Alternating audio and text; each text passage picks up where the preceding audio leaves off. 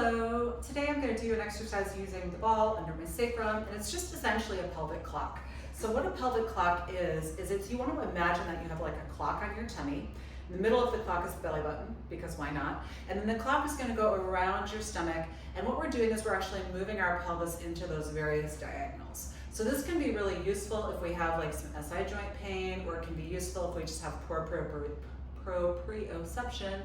So we want to start to be able to move ourselves and kind of feel where we're at on our base of support eventually, but right now we're going to use the ball to give us a little bit more range of motion. So I have the ball, and you can have your ball a little bit more deflated than this, and I'm going to put it right under my sacrum, which is this triangular shaped bone between my butt cheeks. So that's the base of our spine, and we actually have a lot of motion at the, not a lot, but we get some motion at the SI joints. So we want to start to be able to feel where we are and get a little bit more of the appropriate mobility in that posterior pelvis. So I'm going to put this underneath, just going to bring this down so I have something to put my feet on that's sticky. And I'm going to put this under my sacrum. So I don't want it super high on my low back, like I don't want to feel like I'm arching my rib cage up. I want it to be right under my sacrum. And then I want to get myself centered on the ball. And I put this sticky mat under my feet so that I have the ability to stay grounded through my feet as a base of support. Hands on pelvis, and I can just start to feel, number one, where my body is. So right now I feel a little lifted in the ribs. And if I tuck under, bring this down a little bit. If I roll under, now I feel very sagged in my low back. So I'm just going to kind of find more of a neutral position. And then for me, I want to start to feel where my hip points are in space. So if I'm really trying to tuck my pubic bone under, I feel my hip points roll back towards me, and if I arch my back, I feel my hip points go that way. And I'm not only kind of feeling where the hip points are, but I'm also feeling what that does to my low back. So I'm going to find kind of a neutral place where the hip points are pointing straight up, and I feel my back is nice and long, my ribs are in line with my pelvis. And then I'm going to investigate the weight of my feet. So I want to have weight on the big toe mound, the little toe mound, and the middle of the heel on both feet. And I'm just going to start to do a little bit of work with this pelvic clock. So I'm going to take a nice inhale, and on my exhale, if this is 6 o'clock down my way pubic bone, and this is 12 o'clock, I'm going to exhale and roll my pubic bone up towards my navel, or more towards 12. And I'm going to inhale and arch my back and roll my pubic bone down towards my heels, so that's more towards 6. So I can just work on that diagonal, and I want to start to be able to drive this motion. I'm just going to bring my hands up so you can see me.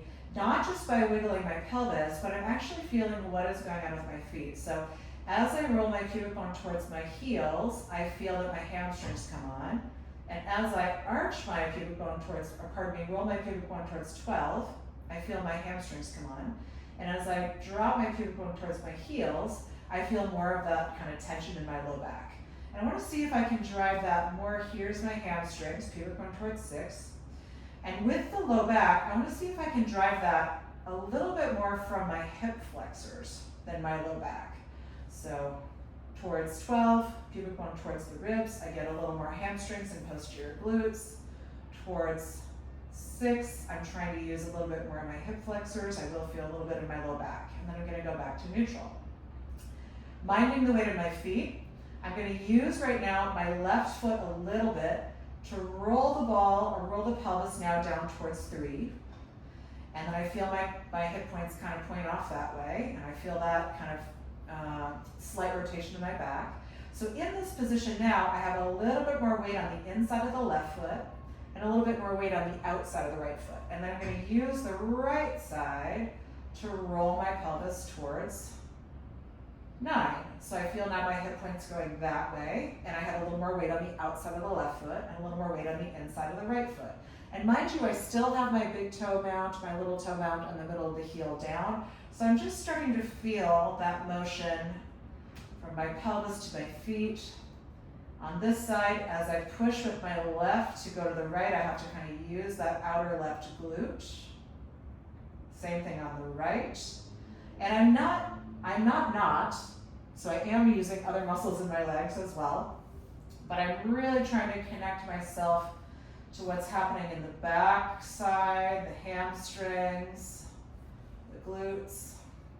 I'll find that neutral again. And now here's where it gets exciting.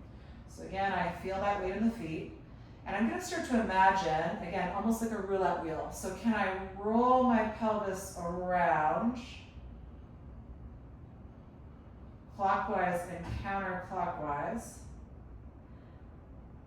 And do I feel any kind of sticky spots? So it feels hard for me actually to go down towards, again, if this is my clock, to go down towards this diagonal, towards the right side, and then coming back around. I don't have any issues going back that side. So I'm just kind of feeling, where do I have that kind of stickiness? And then I'm actually going to start in the middle of the clock, so I find myself in that more neutral position. And I'm going to drop my, like if I had a marble on my tummy, I'm going to drop that marble now down towards 1 o'clock, and then go back to the middle. And then down towards 2 o'clock. It's a very small motion, as you can see.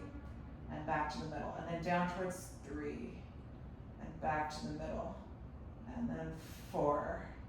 And back to the middle. 5. Back to the middle. And then I go straight to 6. So I'm going to do the whole clock.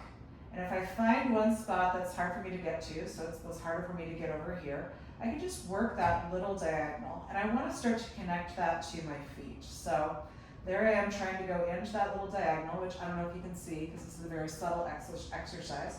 So when I get down into that place, I'm going to push myself back to neutral with my foot. I'm using a little bit of my core. And then I can do the opposite diagonal. So I can really play with this pelvic clock and start to feel what's going on with the weight of my feet, with the position of the pelvis, with what I'm doing. Am I using my back? Am I using my legs?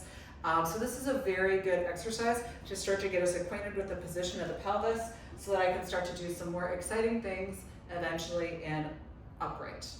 That's the exercise.